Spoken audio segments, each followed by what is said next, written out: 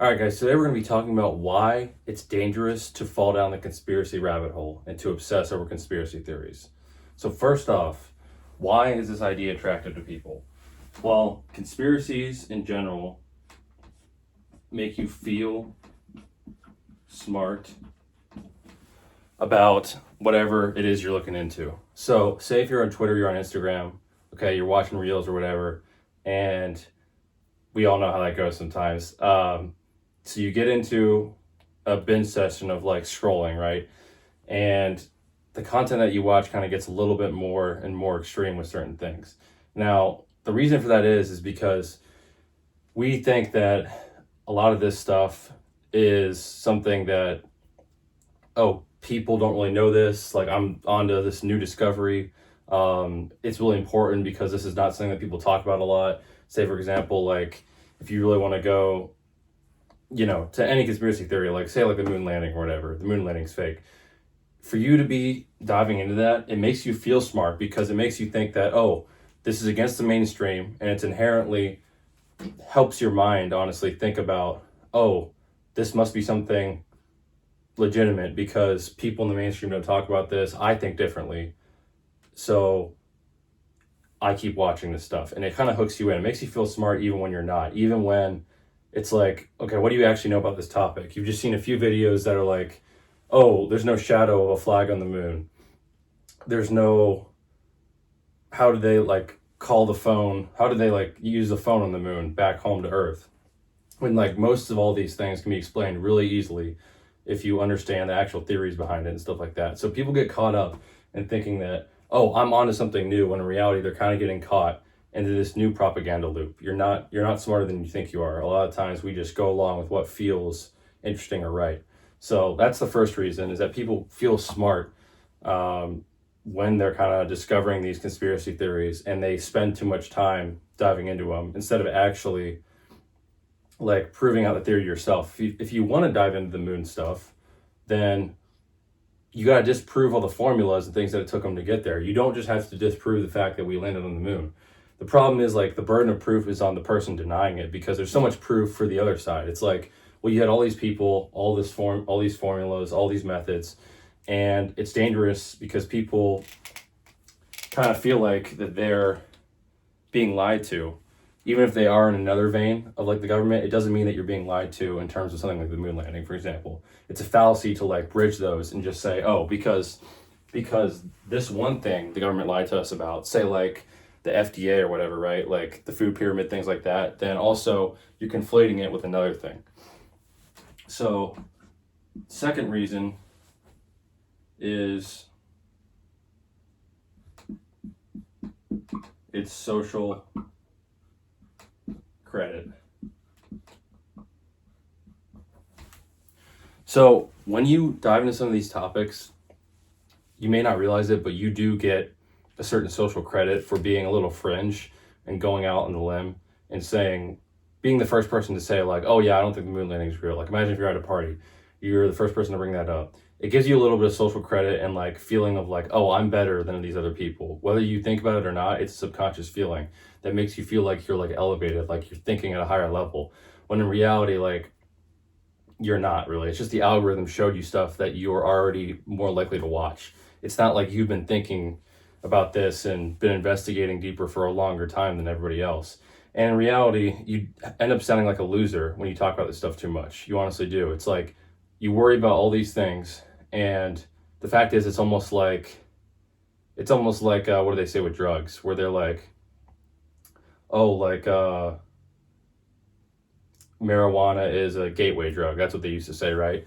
Now, obviously, like that's not the case with a lot of like hard drugs and marijuana. It's a lot different. But with conspiracy theories, it kind of is that way. Like when I was younger, once you like start with something like the moon landing being fake or whatever, then you go on to other stuff, and it just gets more and more because you feel like, oh yeah, these people have been lying to us. You keep justifying it further and further and thinking like, oh yeah, it all makes sense when you have like no proof of this stuff at all. You haven't actually worked it out in your head. You haven't like gone through the steps of evidence behind it. All you've done is just watch reels and like basic documentaries of people trying to disprove it when they don't have any idea what they're talking about. They don't have any mathematics understanding for things like the moon landing and space and stuff like that. So it's social credit first because it makes you feel like you're thinking higher than other people, but then you realize that you're really not. And you honestly look like a loser talking about all this stuff over and over again. And you kind of become the normie. People think that they're like, oh, higher than everybody else. But in reality, like everybody else is watching these reels too, bro. Everybody else on Instagram, a lot of other people on Instagram and Twitter are also getting caught in this trap. It's really it's a tough trap. So beyond that as well, another danger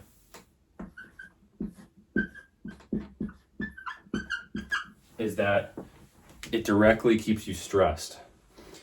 So this applies to the same thing with the news. A lot of people my age, for example, love to make fun of boomers and older people for watching the news, and rightfully so to some extent, right? Cable news is not good. They're always blowing things up way out of proportion. Whether you're watching CNN or Fox News, either way, it's not good. CNN's trying to scare you about Trump and ICE or whatever. Fox News is trying to scare you about the border and all that stuff, and just the opposite side of it, right? A lot of it is not really logical, and it's not rooted in what will actually affect you.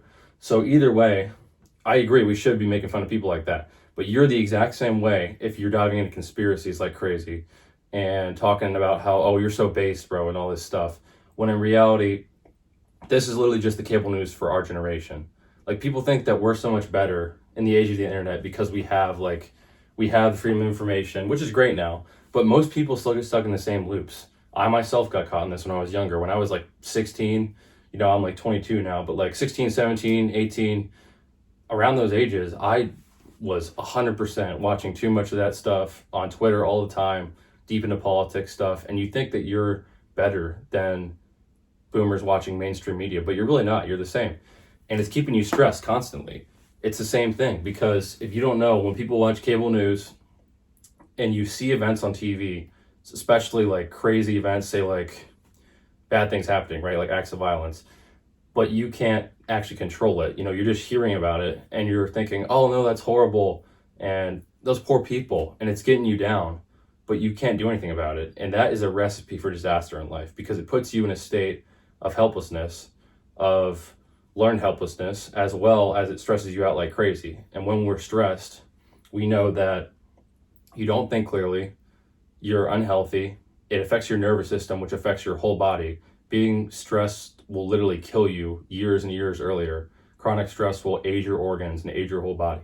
So this is extremely important for your life and for your health for the long term, to not be caught in these things that you can't control.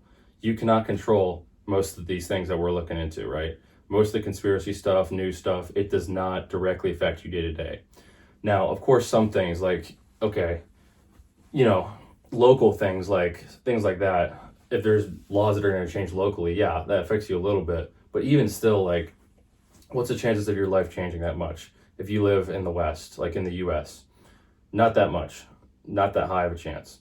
And you should be focused on what you do every day, not what is happening in Washington, like what Trump is saying, or what like the Democrats are saying. Either way, it's a waste of time with mainstream media or with conspiracies, with the people that a lot of people talk about right now.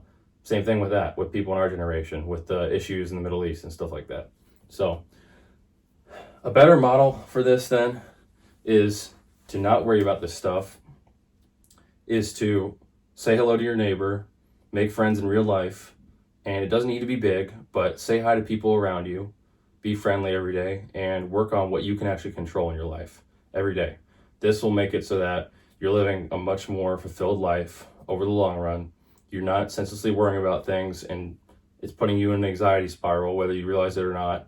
Subconsciously, you're going to be worrying about this stuff, whether you're thinking about conspiracies or watching mainstream media. So the recipe is to focus on yourself. Don't worry about the outside world. Make friends in real life.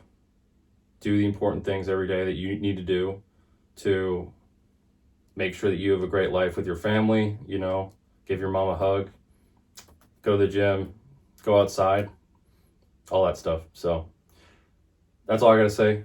Have a great day.